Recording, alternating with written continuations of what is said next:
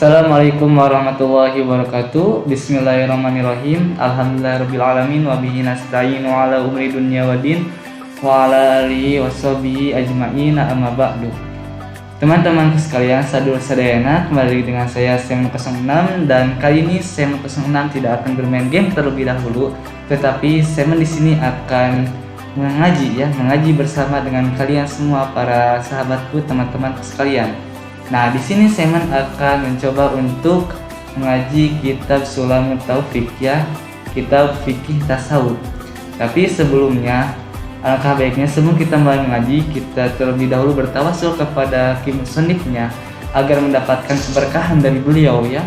Karena kita ingat bahwa barokah itu ada 3, yaitu ziyadatul khair, yaitu pertama menambahkan kebaikan, kedua ada subutul khair, letaknya dalam kebaikan, yang ketiga adalah hubbul khair, yaitu cintanya kepada kebaikan. Oke, sebelumnya kita bertawasul kepada musannif. Bismillahirrahmanirrahim. La hablati musannif wa hada kitab rahimahullah wa nafa'ana bilumihim wa barakatihim syaulillahi lamul fatihah. A'udzu billahi minasyaitonir rajim. Bismillahirrahmanirrahim. Alhamdulillahi rabbil alamin arrahmanir rahim maliki yaumiddin. Iyyaka na'budu wa iyyaka nasta'in ihdinas siratal mustaqim siratal ladzina an'amta 'alaihim ghairil maghdubi alaihim waladdallin amin. Wala berarti masyayikhina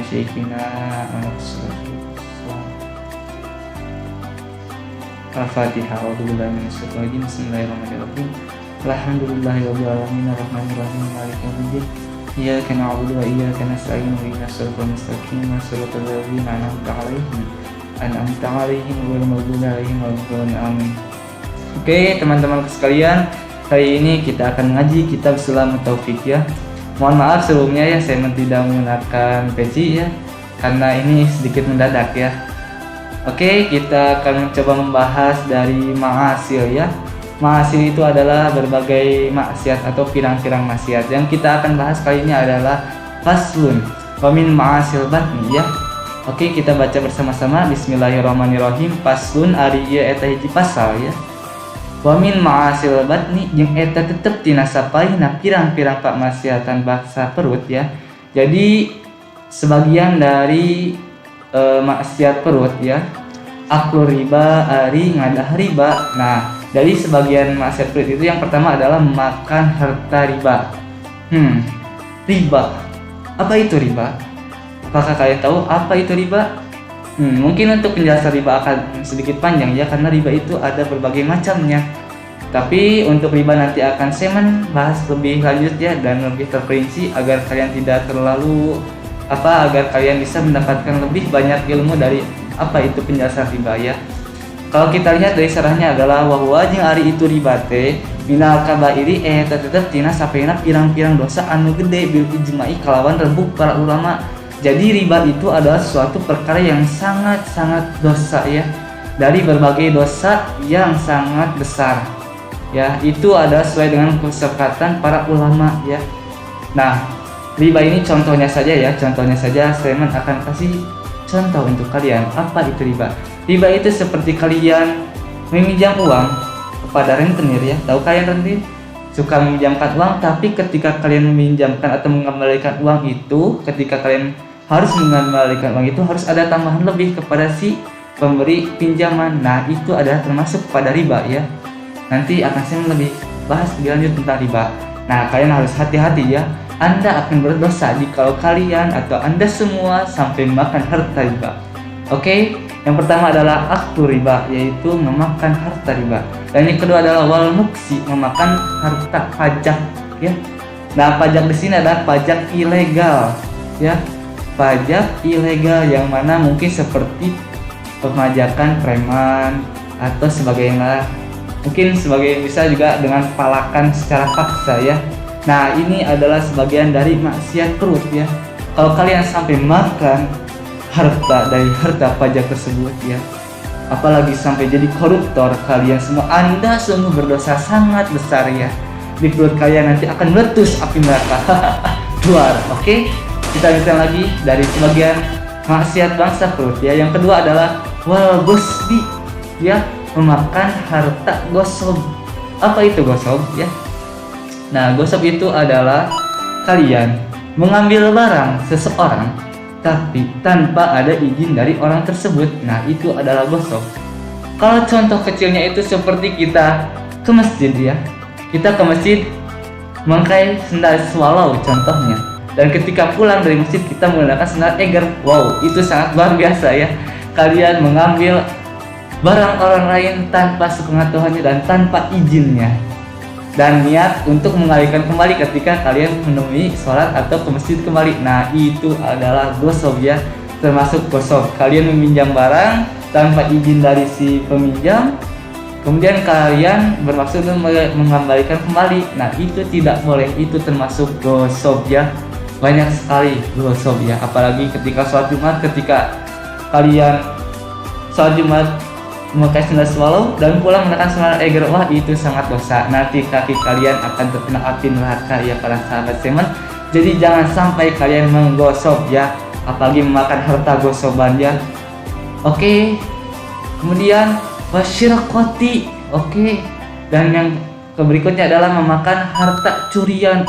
Itu harta curian itu tidak boleh. Sangat tidak boleh ya.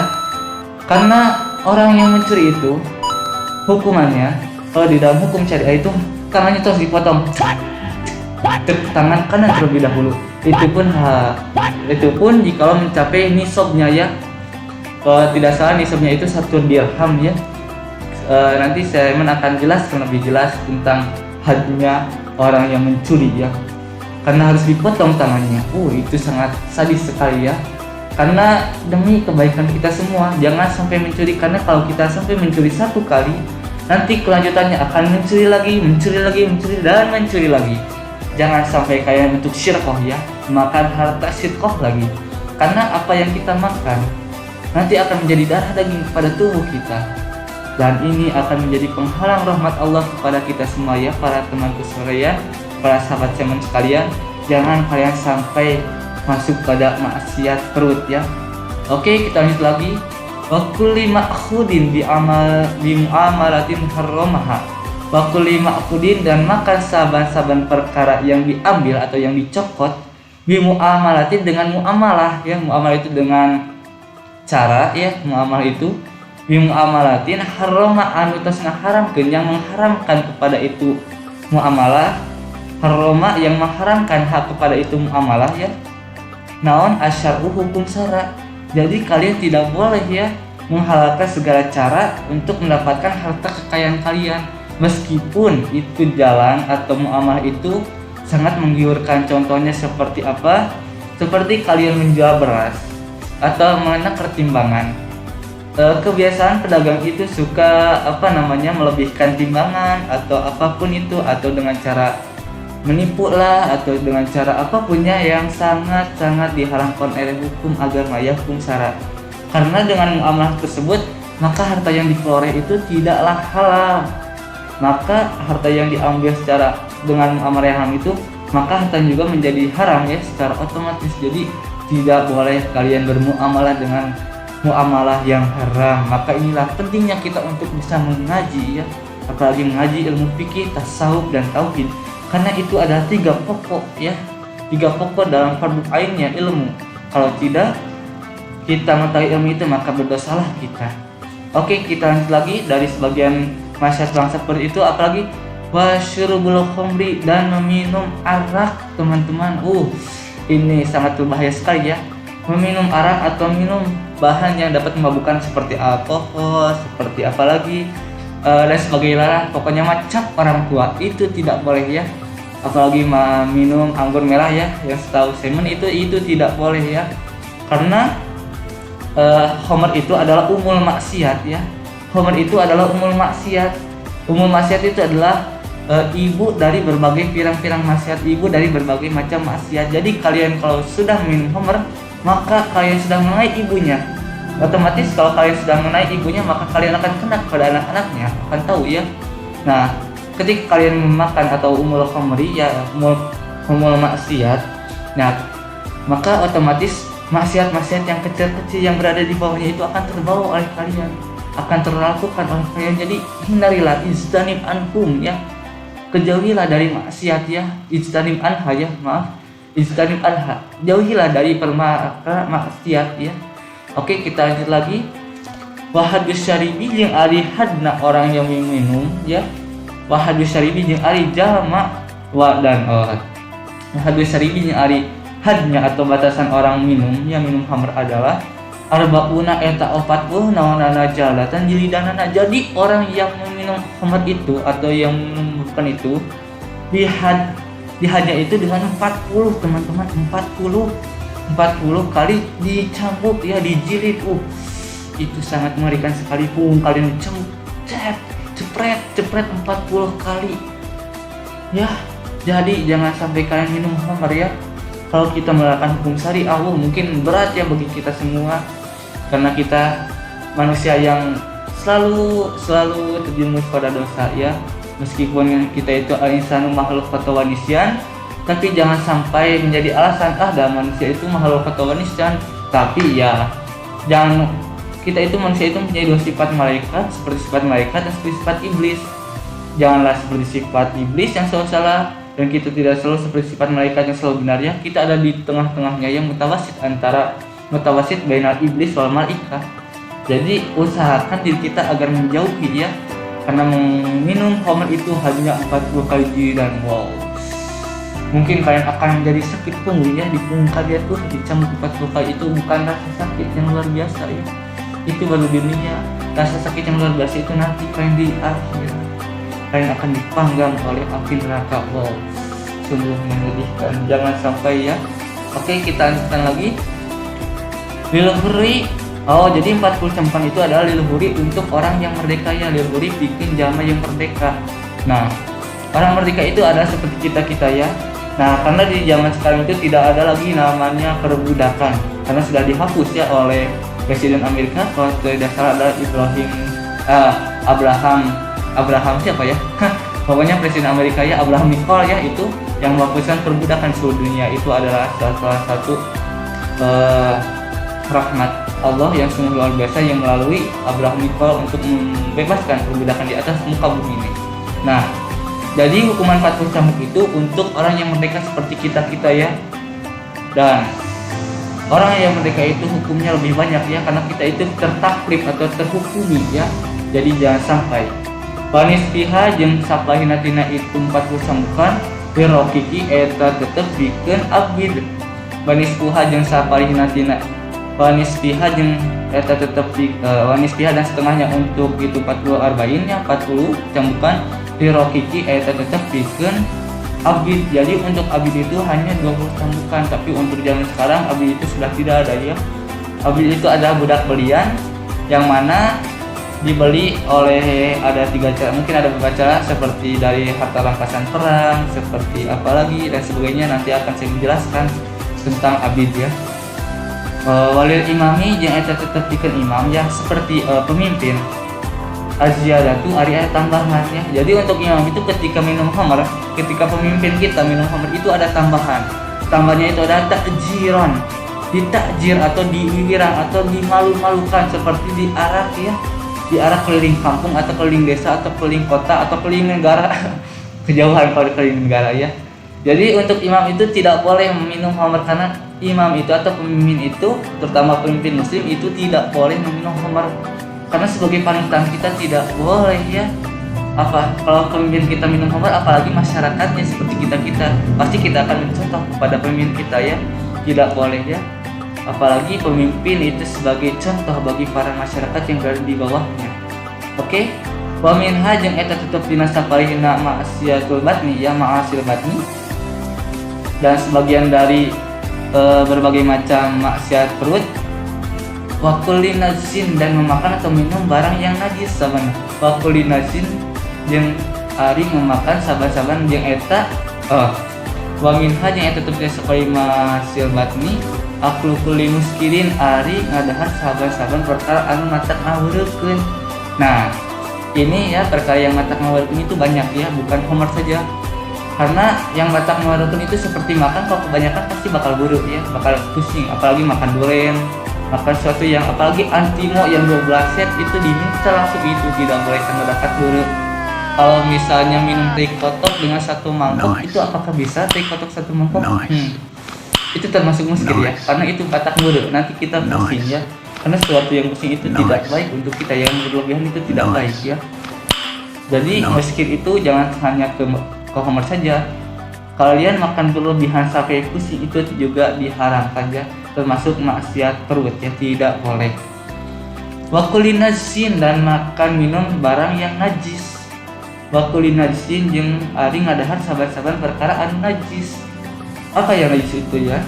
Najis itu perkara yang dapat mencegah pada sahnya ibadah ya. Seperti apa najis itu? Contoh kecilnya kan najis itu ada 3, ada najis mughalladho seperti najis anjing dan babi, ada najis mutawasito, najis pertengahan, ada najis yang kecil itu adalah mughalladho, mutawasito, dan najis satu lagi saya agak lupa. Najis mutawasito, najis mughalladho, najis apa ya? Nanti saya agak lupa sedikit ya. Ada 3 ya pokoknya, najis kecil ya, mughalladho, mutawasito, dan najis kecil ya. Agak saya agak lupa, nanti saya akan buka lagi kitabnya. Nah, tidak boleh ya memakan barang yang najis. Seperti apa makan najis? Seperti memakan anjing, nggak boleh itu ya, makan anjing, makan babi itu tidak boleh, jelas haram hukumnya. Kemudian meminum air kencing kita itu tidak boleh, sama saja itu nggak boleh, nggak ada ya. Itu minum air kencing kita itu sungguh ironis sekali ya, tidak boleh.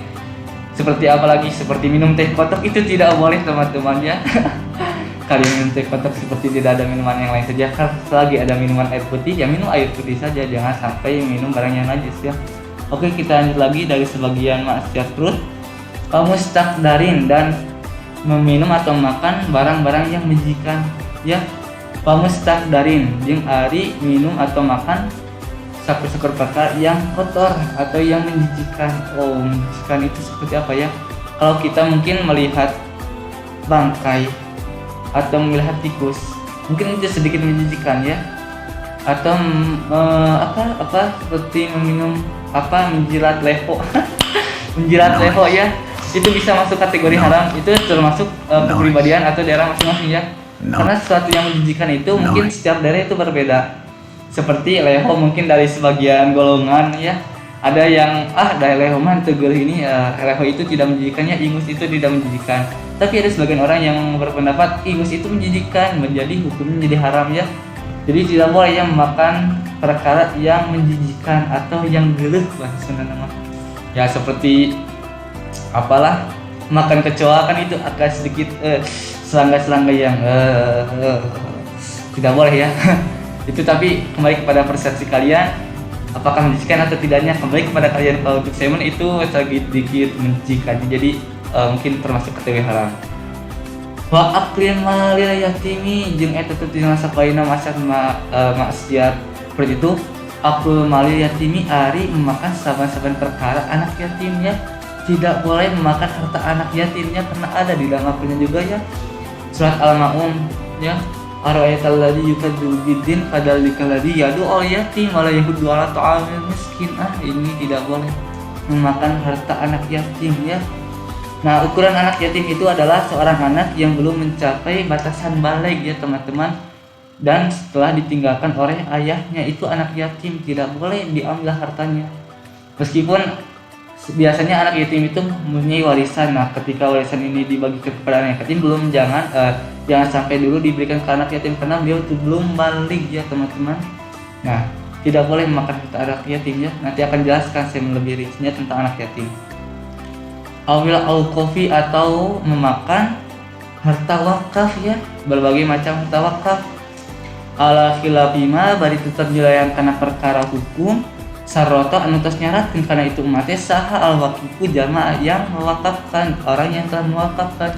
Jadi tidak boleh ya kita memakan harta wakaf. Seperti apa? Seperti kita memakan harta wakaf, atau misalnya kan ada tanah nih saya wakafkan untuk masjid, tanah ini ketika diwakafkan berarti karena kita pengelolanya mengklaim lah ya itu harta wakaf itu menjadi harta kita, itu tidak boleh, itu termasuk memakan harta wakaf ya.